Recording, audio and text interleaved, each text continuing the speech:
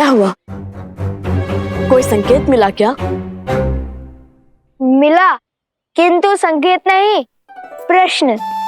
यदि ये युद्ध जीते तो राज्य श्री राम के चरणों में रख देंगे, है ना? हाँ। किंतु इतना कठिन कार्य हम करेंगे कैसे? राज्य में बसे घर, वन, उपवन, नदियाँ, गौशालाएं सब उठाकर कैसे धरेंगे श्री राम के आगे? चलिए, मान लीजिए हमने हनुमान जी की बातें राज्य को अपने कंधों पर उठा भी लिया, तो भी लेकर कैसे जाएंगे? और मान लो जैसे तैसे ले ही गए, तो क्या इस राज्य को अयोध्या के ऊपर ही रख देंगे क्या? ये प्रश्न भी श्री राम के लिए बचा के रखूं। हाँ, यही उचित रहेगा। कह देंगे कि हम तो प्रण से बंधे हैं, हम तो राज्य ले आए। अब आप बताइए, आपके चरणों को राज्य पे रखे या राज्य को आपके चरणों पे रखे? तुम क्या सच में इतने मूर्ख हो? नहीं, पर भूख से ध्यान भटकाने के लिए बात ही बना ली। तुमसे भूल हुई है, मैं तो केवल एक ऋषि कुमार हूँ। भयभीत क्यों होते हो? ना मैं तुम्हें मारूंगा, ना खाऊंगा। तुम मनुष्य को खाते हो? एक बार मेरी ओर देखो तो सही, जान जाओगे कि मैं क्या क्या खाता हूँ और क्या क्या करता हूँ।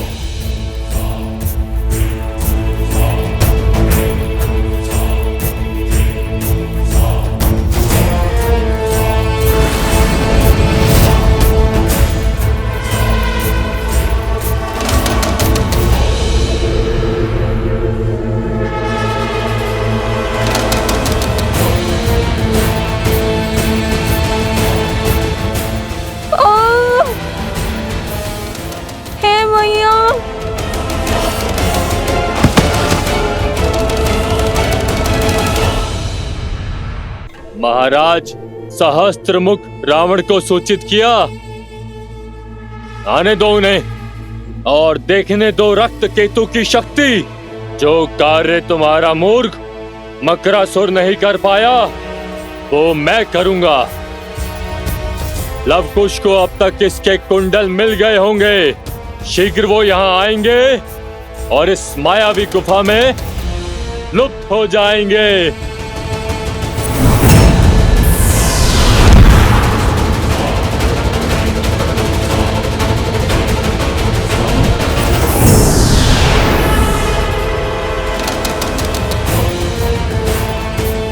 इस गुफा में प्रवेश अपनी इच्छा से होता है, किंतु निकास मेरी इच्छा से।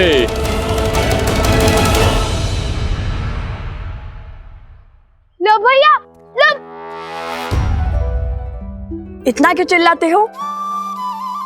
ये देखो, ये तो सोमकर्ण का वस्त्र है। हम उचित मार्ग पर हैं। चलो। ओम पूर्णमस्य पूर्णमादाय पूर्णमेवावशिष्यते।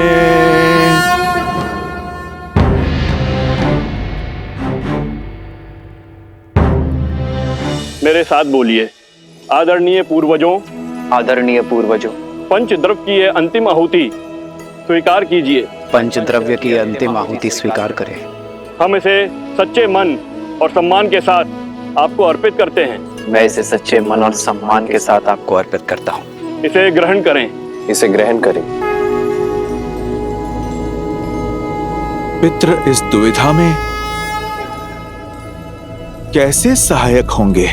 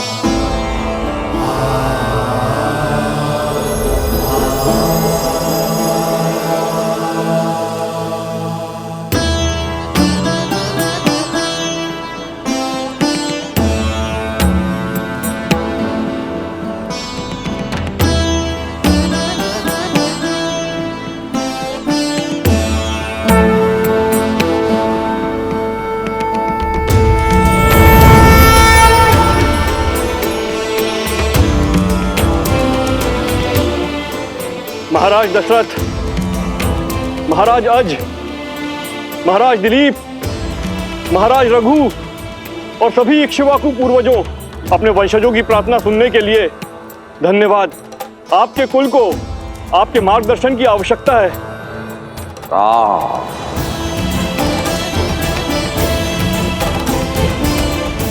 मेरे पुत्र,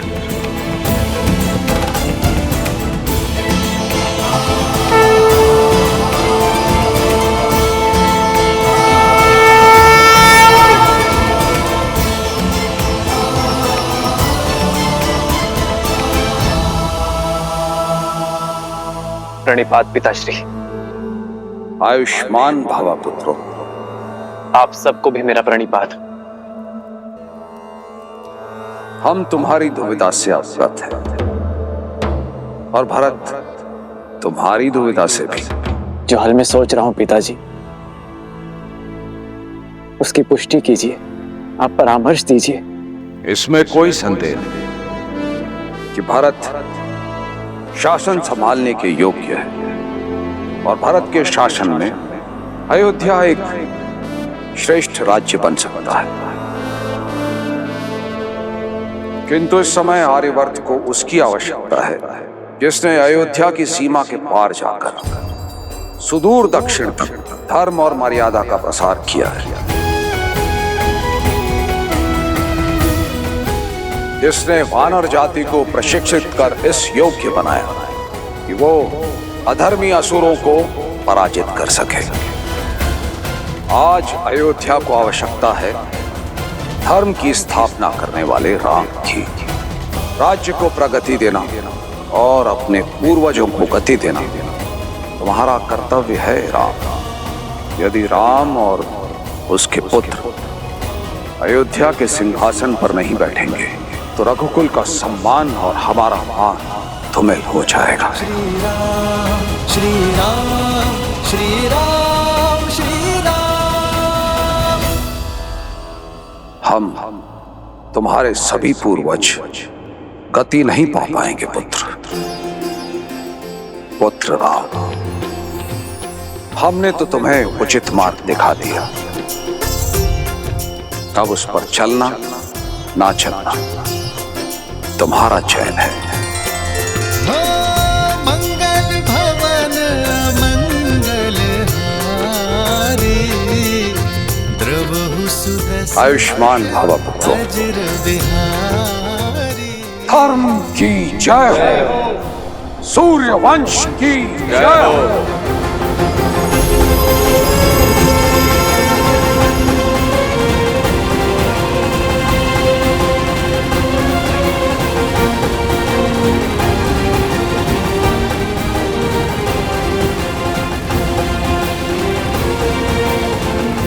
भैया,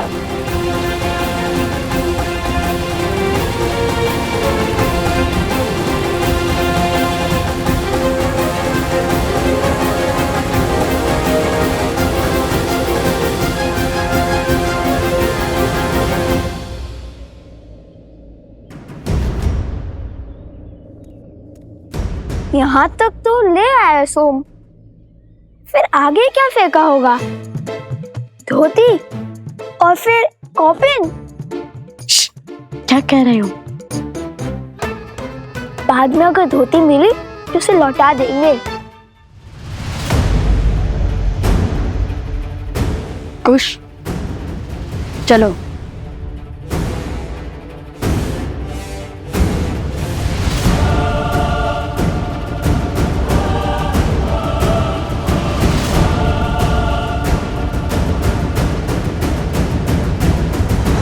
जानता हूं कि तुम परिस्थितियों के पाश में उलझे हुए हो राम, किंतु मनुष्य को अनगिनत कर्तव्यों में से सदा सबसे पहले सबसे महत्वपूर्ण कर्तव्य को प्राथमिकता देनी चाहिए। जो सबसे आवश्यक है वो दायित्व निभाना चाहिए। ये पितृयज्ञ करवाकर भरत ने मुझे अपना कर्तव्य स्मरण करवा दिया आचार्य। मनुष्य का हर कर्तव्य पुत्र शब्द में छुपा है।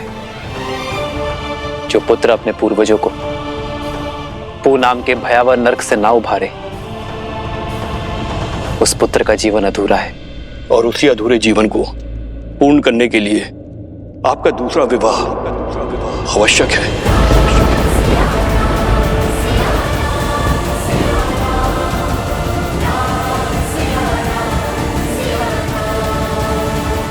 यदि आपने अयोध्या के सिंहासन का त्याग किया तो प्रजा और पूर्वज दोनों के हृदय को दुख पहुंचेगा। मेरे कथन पर विचार करना राम।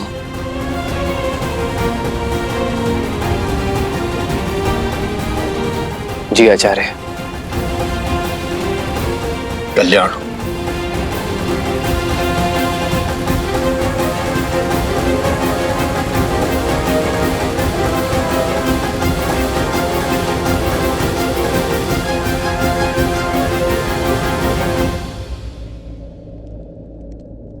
प्रभु, संसार को उभारने वाले प्रभु श्री राम आज स्वयं किस धर्म संकट में फंस गए हैं?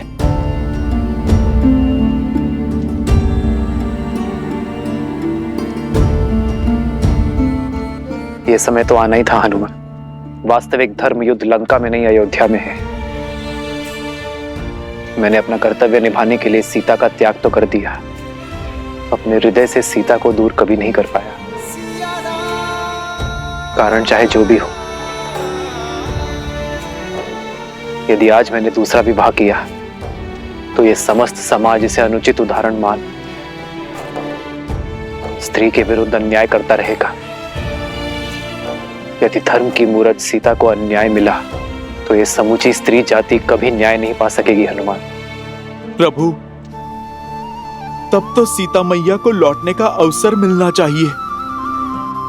इतने वर्षों आप दोनों ने जो तप किया, अब उसका फल आपको मिलना चाहिए प्रभु। सोमकरण अवश्य ही भीतर बंदी होगा।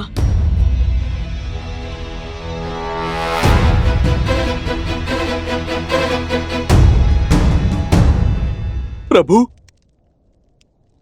क्या माता को अभी भी नहीं लौटा सकते?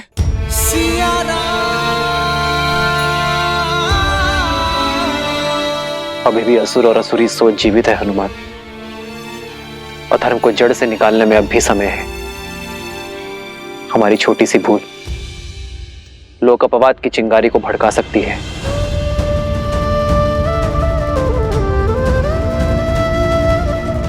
जब तक हम राक्षसी सोच को नष्ट नहीं कर देते, तब तक मैं अपने व्रत और तप से डिग नहीं सकता हनुमान। और तब तक मेरी सीता और संतान अयोध्या नहीं लौट सकते।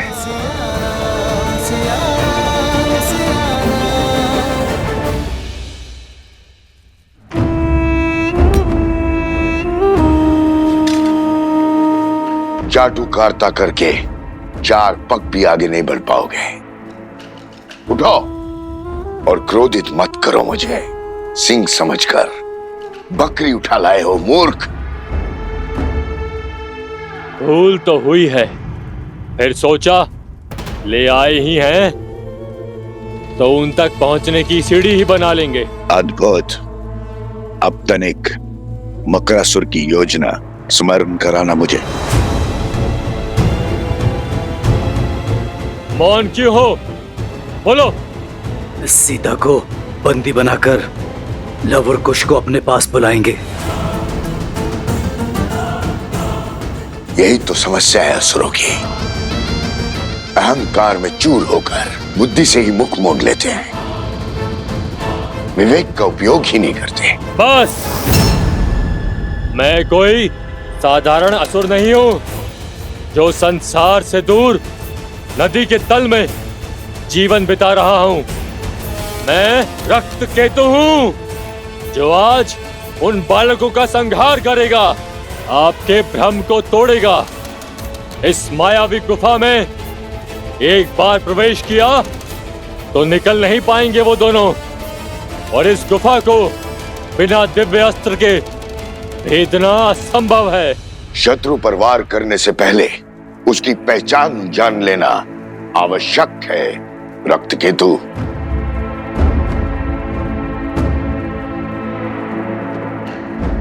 उठने का समय आ गया बालक, उठ जाओ।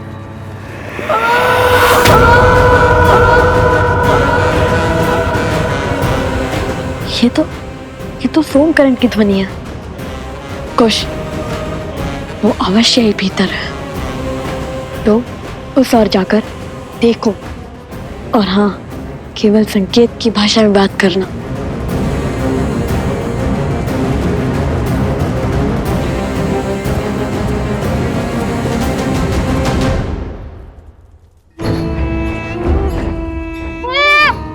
जीवित रहने की इच्छा है तो सुनो, तुम्हारे वो दो मित्र हैं, लव और कुश। तुम जानते हो वो दोनों कौन हैं? वो वन देवी के पुत्र। और ये वन देवी कौन है? लव कुश की माता। केवल लव कुश की माता नहीं, मूर्ख बालक, श्री राम की अर्धांगिनी, अयोध्या की महारानी है वो। सीता है वो, सीता।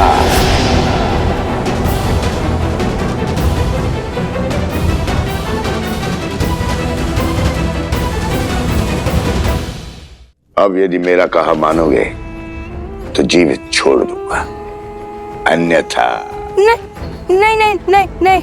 तो जो कहूंगा वो करोगे ना? हाँ। उत्तम।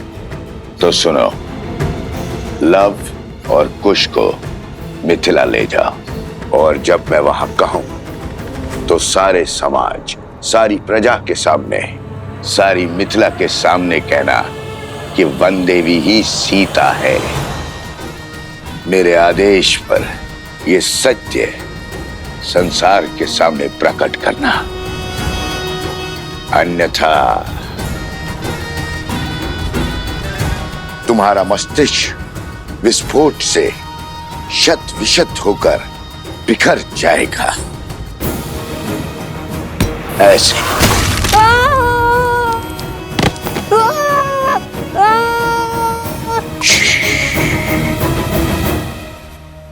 चिल्लाओ मत। सोमकर, जा, तुम मुक्त हुए। जैसा कहा वैसा ही करना। जाओ।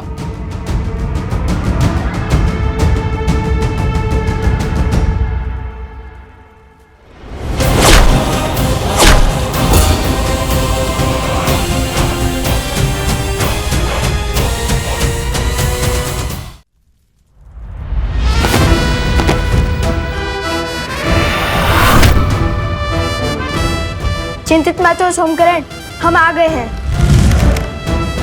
तुम क्यों आ गए?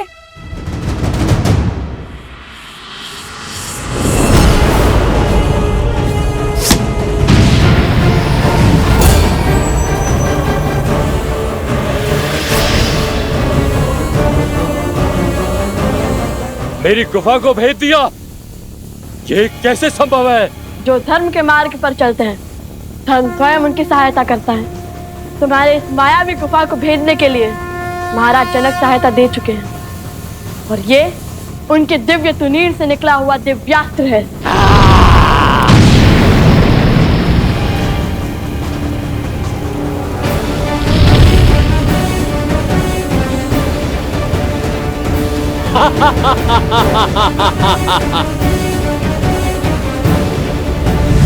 उतर!